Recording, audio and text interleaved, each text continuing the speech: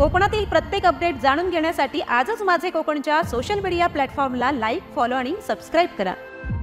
पेण शहरातील अनेक रस्त्यांची चाळण झाली असून त्या रस्त्यांची पावसाळ्यापूर्वी डागडुजी करण्याची मागणी पेण शहरातील नागरिक करत आहेत।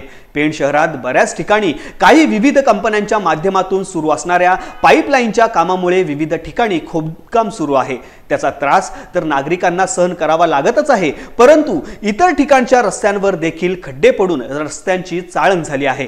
शहरातील कुंभाराळी येथे मारुती मंदिर परिसरातील रस्ता, अंबामाता मंदिर, हनुमान आळी, प्रभू आळी, चिंचपाडा परिसरातील रस्ता यांसह इतरही महत्त्वाच्या रस्त्यांना भले मोठे खड्डे पडले असल्याने या रस्त्यांवर गाडी चालवणे नागरिकांसाठी त्रासदायकच नव्हे तर अत्यंत धोकादायक ठरत आहे।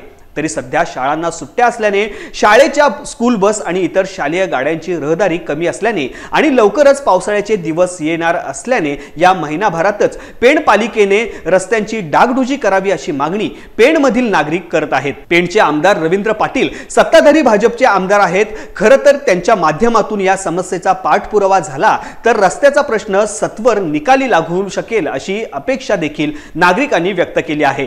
पेण शहरात सध्या सिमेंट कॉन्क्रीटच्या रस्त्याचे काम सुरू आहे, मात्र खेदजनक बाब अशी आहे की जे खराब रस्ते आहेत ते आधी करण्यापेक्षा चांगले रस्ते फोडून हे काम कासव गतीने सुरू आहे। शहरातील सामान्य नागरिकांना वापरता येणारे रस्ते मात्र आजही खड्डेमयच आहेत।